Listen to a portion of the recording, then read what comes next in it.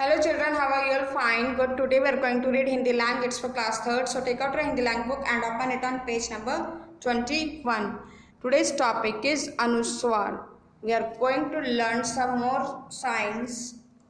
So it's अनुस्वार अंग। यह अनुस्वार कहलाता है।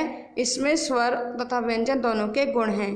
इसका चिन्ह शिरोरेखा के ऊपर बिंदु है जिसे व्यंजन के ऊपर लगाते हैं, जैसे पे पे अंकी बिंदी, है पे अंकी बिंदी, रै पे अंकी बिंदी।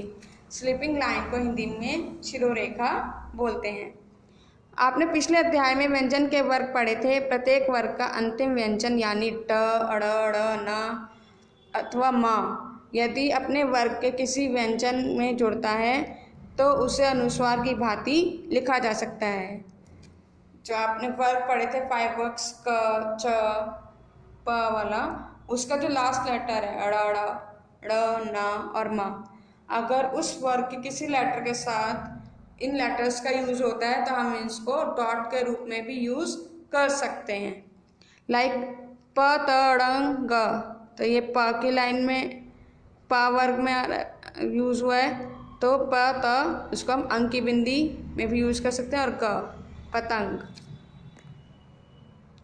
प अण छ ई पंछी, प अंक की बिंदी छ ई पंछी, तो हम इस अण को अनुस्वार के रूप में भी यूज कर सकते हैं। नाव अनुनासिक, स्वर के उच्चारण में नाक की मदद लिए जाने से यह ध्वनि विकसित हुई है। जब आप किसी स्वर को नाक की हेल्प से साउंड को निकालते हैं तो वो अनुनासिक कहलाता है। इसका चिन्ह चंद्र बिंदु है जिसे चंद्र बिंदु कहते हैं। यह भी व्यंजन के ऊपर लगता है, मीन्स हाफ मून और उसके ऊपर डॉट, तो वो कहलाता है चंद्र बिंदु। ऊ ऊपर चंद्र बिंदु, ट ऊट, बड़ा आ ऊपर चंद्र बिंदु, द प्या डंडा ऊपर चंद्र बिंदु ता। यदि शिरोरेखा के ऊपर मात्रा आए तो चंद्र बिंदु के स्थान पर बिंदी लगाया जाता है। जैसे आप कोई लेटर लिख रहे हैं, उसमें ऊपर मात्रा आई भी है और आपको चंद्र बिंदु भी यूज करनी है, तो आप चंद्र बिंदु की बजाय उसमें से बिंदु लगाएंगे।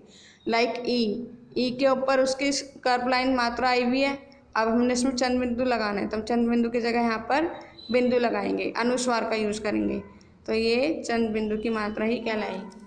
सो इट्स बिकम ईट।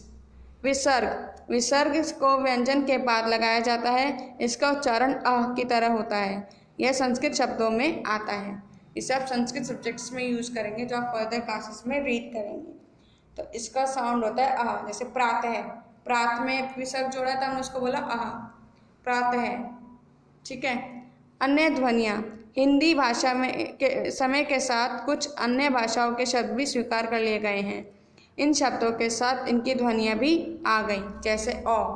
यह अंग्रेजी भाषा से आई ध्वनि है। इसका उच्चारण आ तथा ओ के बीच में होता है, ना ये कम्प्लीटली आ है ना ओ है, तो इसका साउंड ओ अल्फाबेट की तरह फील होता है।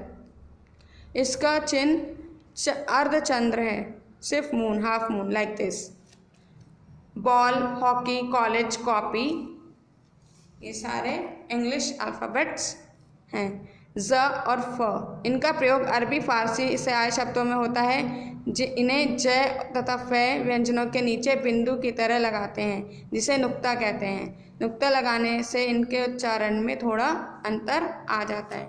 लाइक आप ज और फ लिख रहे हैं, इसके नीचे आप ये बिंदी लगाते हैं तो ये बिंदी कहलाती है नुक्ता।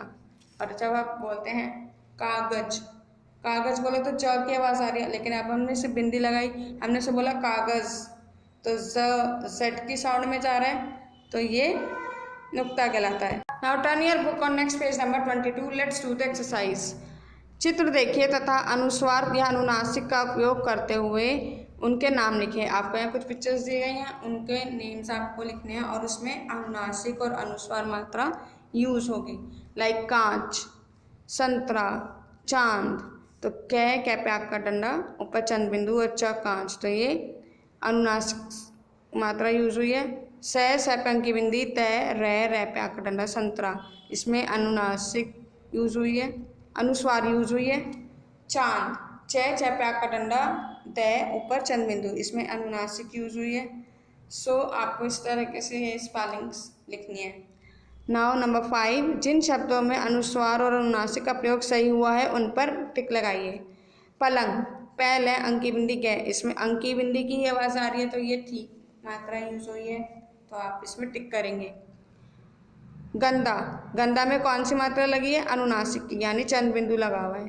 तो गंदा में आवाज़ किसकी आ रही है? अनुस्वार की, अंकी बिंदी की आ रही है, तो ये स्पेलिंग रॉन्ग है, तो आप इसमें रॉन्ग पुट कीजिए या इसे ब्लैंक छोड़िए। इस तरीके से आपको ये क्वेश्चन कंप्लीट करना है।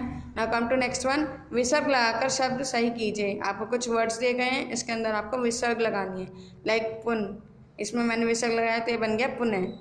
अंत, इसमें मैंने विसर्ग लगाया तो ये बन गया अंततः। इसी तरीके से आपको इन्हें कंप्लीट करना है। Now come to next one. जिन शब्दों में आगत ध्वनियाँ सही लगी हैं उन पर टिक लगाइए। होटल, होटल में आगत ध्वनि ओ की लगी है, आवाज़ भी ओ की आ रही है तो ये सही है, तो आप इस पर टिक लगाएंगे। नाराज़, इसमें जेड साउंड में आ रहा है, नीचे बिंदी लगी है तो ये भी स्पेलिंग ठीक है, आप इसमें टिक लगाएंगे। फावड़ा, फावड़ा में आगत ध्वनि की साउंड नहीं आ रही है तो आप इसको छोड़ देंगे।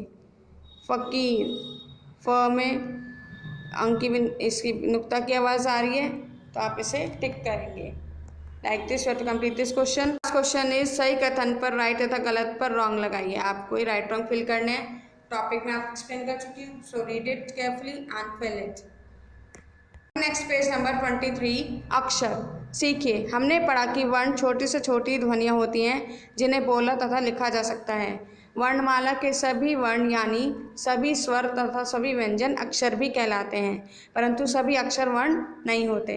सभी वर्ण अक्षर तो कहे जा सकते हैं लेकिन सभी अक्षर वर्ण नहीं कहे जा सकते। स्वर तथा स्वर में अंत होने वाले व्यंजन अक्षर कहलाते हैं। इस प्रकार न केवल वर्णमाला के व्यंजन अपितु मात्रा लगे सभी व्यंजन भी अक्षर होते हैं, अर्थात का, मी, सी, पू, लू, ग्र, रे, ने, बो, गो ये सभी अक्षर हैं, लेकिन ये वर्ण नहीं है। क्यों? क्योंकि मात्रा लगने से ये लिखने में तो छोटे हैं लेकिन इनकी साउंड कैसे जा रही है? लंबी जा रही है, और इसके हम टुकड़े भी कर सकते हैं, विभाजन भी कर सकते हैं, और वर्ण के विभाजन नहीं होते हैं। सो ये अक्षर तो कहलाएंगे लेकिन वर्ण नहीं कहलाएंगे। नाउ संयुक्त व्यंजन। दो व्यंजनों के मेल से बनने वाले व्यंजनों को संयुक्त व्यंजन कहते हैं। जब दो व्यंजन अक्षर यूज करके नया अक्षर बनाते हैं तो वो संयुक्त व्यंजन कहलाता है। लाइक क और श से श क्षत्रिय बना, त और र से त्र बना, ज और अणा से ज्ञ बना, श और र से श्र बना। ये चार संयुक्त व्यंजन हैं।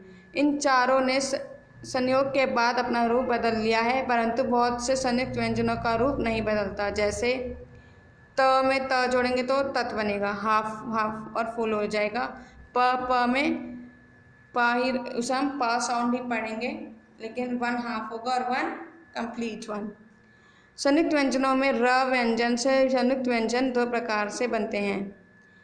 अब र की मात्रा संयुक्त व्यंजन में 2 टाइप्स लगती है, एक अक्षर के ऊपर और एक अक्षर के नीचे। सो इट्स रेफ, जो ऊपर लगती है वो रेफ कहलाती है और जो नीचे लगती है वो पदेन कहलाती है। रेफ जो है वो व्यंजन से पहले साउंड आता है उसका, जैसे बर्फ, बै फै के ऊपर र, तो बर्फ, तो वो फ से पहले साउंड आया र का तो फै के ऊपर मात्रा लगाएंगे। पदेन में आधा व्यंजन प्लस र, यानी हम जो लाट व्यंजन यूज कर रहे हैं उसके बाद मात्रा लगा रहे हैं तो उसे हम आधा व्यंजन साउंड करेंगे। ग्रह, तो ग्रह, गै के बाद रे की आवाज़ आ रही है तो हम गै के नीचे रे लगाएंगे। साउंड रे की अगर बाद में आ रही है तो व्यंजन के नीचे लगाएंगे, पहले आ रही है तो ऊपर लगाएंगे। नाउ शब्द। हम शब्दों द्वारा अपनी बात कहते हैं। शब्द अक्षरों या वर्णों के मेल से बनते हैं। जो आप वर्ण यूज करते हैं, अक्षर यूज करते हैं, आ से आ और कैसे क्या तक, जब आप दो अक्षरों को एक साथ लिखते हैं तो वो शब्द बनाते हैं। लाइक है और रे को यूज करके हमने बनाया घर, कै मैं और ले को यूज करके बनाया कमल। इस तरीके से अक्षरों या वर्णों का ऐसा समूह जिसका कोई अर्थ होता है शब्द कहलाता है। जिन अक्षर वर्णों को आप सही क्रम में लगा रहे हो और उसका कोई मीनिंग आ रहा है तो वो शब्द कहलाएगा। अब जैसे घर है, घर बोला मैंने तो घर क्या, हाउस में जहाँ हम रहते हैं। और अगर हमसे रह घर रग बोलते तो इसका कोई मीनिंग है? नो। तो घर है घर शब्द कहलाएगा और रह घर रग शब्द नहीं कहलाएगा। सी देयर इज मोर एग्जाम्पल।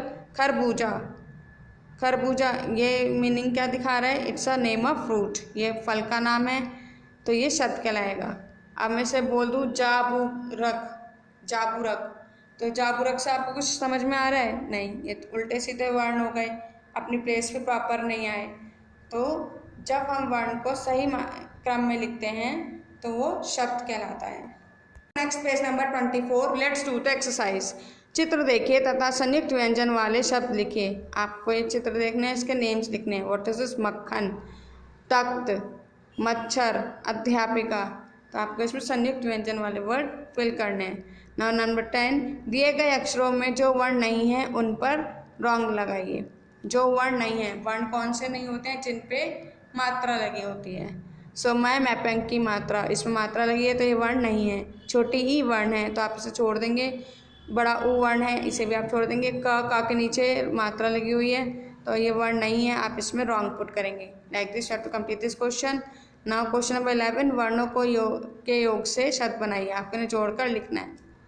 च ऊ, यानी यहाँ पे छोटा ऊ दिया, यानी चा पे छोटे ऊ की मात्रा लगाइए। क अंक की बिंदी, कै पे अंक की बिंदी, द रै, इसमें तय के साथ ए आया छोटा तो इसे हम विदाउट मात्रा लिखेंगे द रै, तो ये बन गया चुकंदर।